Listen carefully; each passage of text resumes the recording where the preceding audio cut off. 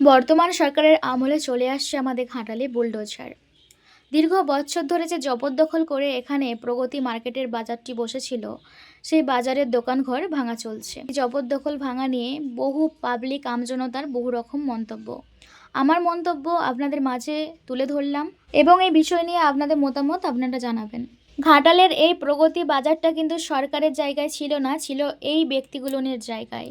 এনাদের মুখগুলো একবার দেখুন। দীর্ঘ বছর ধরে এনারা লড়াই করেছেন। এনার বাবা লড়াই করে তিনি পৃথিবী ছেড়ে চলে গেছেন। তিনি কিন্তু তার প্রাপ্য যে অধিকার, সেই অধিকার কিন্তু তিনি লড়াই করেও পাননি। দুটো সরকার চলে গেছে। এই নতুন সরকার অবশেষে তাদের প্রাপ্য যে জায়গা, সে জায়গা তাদের হাতে তুলে দিতে পারলো। মানুষের মন্তব্য অনেক রকম থাকবেই, কিন্তু আমি এখানে কিছু জিনিস বলবো। এই যে যে মানুষগুলো এত বছর ধরে লড়াই করার পরেও তাদের জায়গা ফিরে পায়নি, আজ নতুন সরকার হাতে তুলে দিল, তাদের কাছে এই নতুন সরকার ভগবান তুল্য।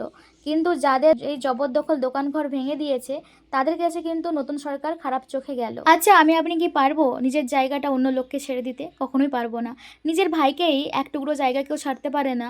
আর দেখুন, ওই ব্যক্তিগুলো বছর বছর ধরে তাদের কোটি টাকার সম্পত্তি থেকে বঞ্চিত ছিল। যারা পেটের দায়ে ফুটপাত কিংবা জবরদখল করে বসতো, সরকারকে বলবো তাদের জন্য আপনারা ব্যবস্থা নিন। কারণ বিচারটা যেন সবার জন্যই হোক, গরিব বড়লোক এরকম না। কারণ সরকারকে গরিব বড়লোক সবাই এনেছে। তাই বলবো যে বিচার সবার জন্য সমান হওয়া উচিত। আর এই যে পার্কিং, ফুটপাতে পার্কিং করে দিয়ে চলে যায় বড় বড় গাড়ি, দোকানের জন্য গেছে, রেখেছে, চলে আসবে, গাড়ি নিয়ে চলে যাবে, সেটা আলাদা জিনিস। কিন্তু সকাল থেকে সন্ধ্যা অবধি যে বড় বড় গাড়িগুলো ফুটপাতে রেখে দেয় পার্কিং করে, জনসাধারণ মানুষ তো সেগুলো নিয়ে অসুবিধায় পড়ে। এই জিনিসগুলোর দিকে আপনারা একটু নজর দেবেন, এটাই আমার অনুরোধ।